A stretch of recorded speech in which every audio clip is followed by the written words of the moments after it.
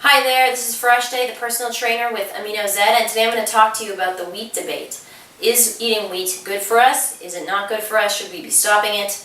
Maybe you've noticed over the last 10 years or 15 years that people have been complaining more and more about having gluten problems, and more people now are going gluten-free, and they're finding it extremely helpful to lose weight, to stop bloating, they stop feeling digestion problems. So what's with this whole gluten-free thing? Like, where did this come from? So we're going to talk about this. So there's two schools of thought when it comes to wheat. The traditional one is, well, we've been eating wheat for thousands of years, what's wrong with it? Wheat's a part of our natural food system, and a very large portion of the world eats grains and eats wheat as a staple food. The other side of the argument is that wheat has changed. It is not the same. It's not the same thing that we were eating before. It has no nutritional value. Why are we eating it? Let's stop eating it. Let's go back to eating meats, fruits, and vegetables and nuts. So, okay, two good arguments. Let's do a little bit of research on wheat and how it's changed over the last 100 years. First of all, wheat has changed over the last 100 years. The way it's cultivated has changed, the way that we process wheat has changed, and the plant itself, the species that we farm in mass amounts in the Western world is very, very different from the original wheat. First of all, in 1870, the new way of processing and milling wheat was developed. That was something that was so popular and really revolutionized the way that we process wheat. It went from being stone milled to steel milled. And this new process was extremely efficient, way more cost effective, very quick, and basically what it did was it extracted the purest form of the wheat, so the white refined wheat that we now use. It stored easily, it lasted longer, and basically what it did was steel milling removed all the nutritious parts of the flour. Of course, that was not maybe known. I'm assuming maybe that wasn't known as well as we know now. What made it store longer is that it was being the lipids, so the fats, and the nutritious parts of the wheat, which is what makes something go bad, were being removed. So if you don't have any fat content or any of those active proteins in the food, it's less likely to go bad because there's nothing in there to go bad. Bacteria can't grow on something like that. It didn't go stale. So the way it was manufactured suddenly was changed, and that method was so popular. Like I said, over 10 years after it was developed, all mills for wheat were now processing this way. Finally, after that, in more recent years, the farming of wheat changed. In an attempt to reduce world hunger and to fix and cure world hunger, this fella Borlaug, he developed a genetic modification for this plant. Now, GM foods, I'm not against GM foods necessarily, but in this case, the objective was to grow more wheat faster, that was more resistant, in order to end world hunger. That was not to say they were taking into account the nutritious plant. So, the plant that is now used to grow wheat, it's called a high-yield dwarf plant. And the dwarf plant looks extremely different from the original. It's totally a GM. The species now has almost no DNA replica to its parent plants where it originally came from. It's very resistant. It grows almost anywhere. It looks short. It's kind of bushy, and it doesn't really look what you would think that wheat looks like. So now, 40 or 50 years ago, the wheat is totally different. It's a different species. It's not the same one that our parents and our grandparents were eating, which was never really a problem back then. So not only have we changed the species, we are also processing the plant in a way that is not nutritious for us. What's the end result? The end result is that people are now suffering from all kinds of diseases of the gut, celiacs, gluten problems, wheat problems, and people are going away from this refined form of wheat and moving into other grains that are less processed. So a lot of people are finding that though they originally thought that they were gluten intolerant, they can actually eat foods that have gluten in it. Things like kamut and spelt breads. Those are breads that all have gluten, but it's a different grain, and the grain is still a healthy, different form. So, is wheat bad? Okay, so all the major distributors of wheat, they use this same strain of wheat. So you will be getting the same thing. Like I said, it's not necessarily GM foods that are to blame. You know, when we develop new strains of species through hybridization, we could be breeding for any number of outcomes. And in this case, the objective was to be able to get the most out of each plant. When it comes to going gluten-free versus wheat-free, like I said, it's really tough to find gluten-free options of the same foods that you were originally eating.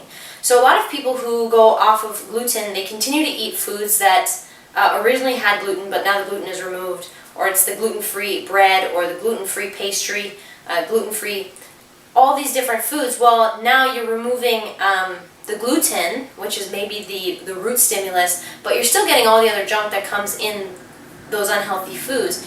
It's the example that William Davis gives, who is the author of Wheat Belly, a really good book, a really good read. I'd recommend it to anyone.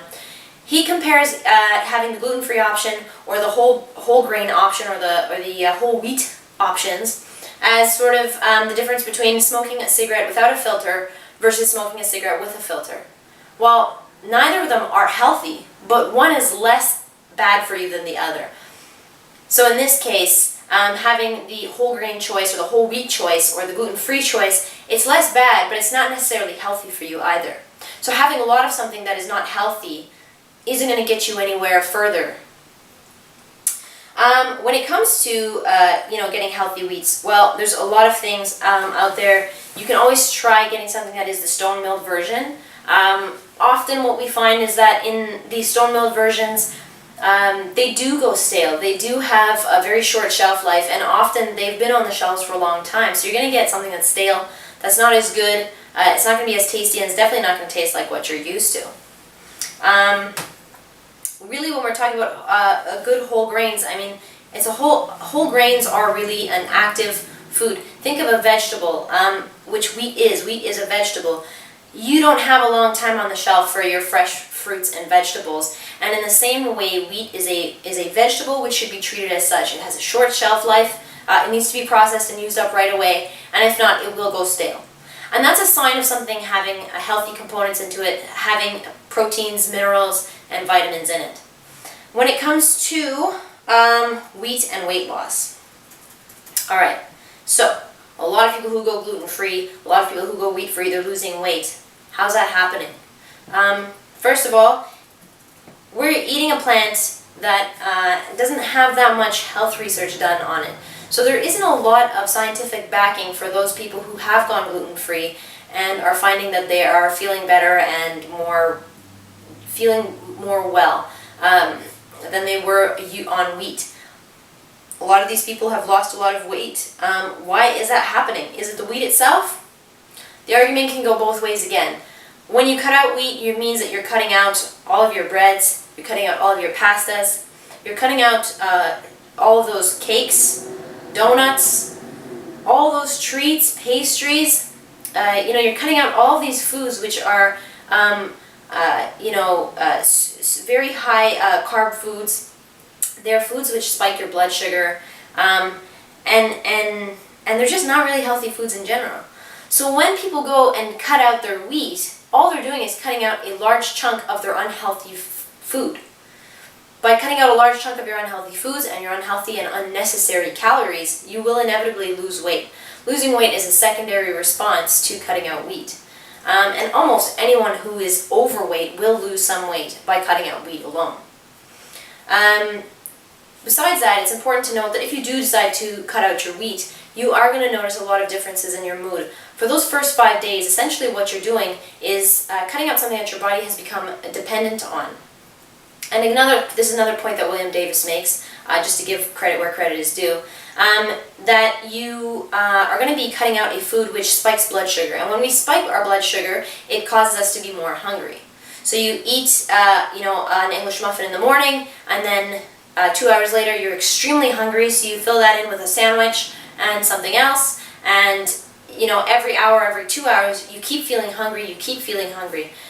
That is because it's spiking the blood sugar. that also puts us at higher risk for diabetes. So it's kind of this unhealthy cycle that's going to be happening when it comes to wheat, and it's an interesting and a worthwhile experiment for you to try. Try cutting out your wheat. Give it 1 week. The first 5 days is going to be really tough because, as I mentioned in other seminars, cutting out your carbs in general is tough. You're still going to be getting your fruits, remember that, so you're still going to be getting some simple sugars, but cutting out those big, heavy breads and wheats, that's going to really change your energy level. So for the first 5 days, there'll be an adjustment period. You'll probably be a little grumpy, a little moody, you'll feel tired, lethargic, and after that, you're going to start to feel like the best you that you've ever felt. So why don't we give it a shot? Tell me how it goes. I'm curious to see what you guys think also of the wheat debate, and I'm curious to see how people feel after they cut out a little bit of wheat from their diets. My name is Fareshte, and I'm a personal trainer with AminoZ. Stay tuned next week. We're going to be talking about visceral fat, that's belly fat. Why is it so dangerous, and some of the top ways that you can work on getting rid of that stomach fat. So stay tuned, and I'll see you next time.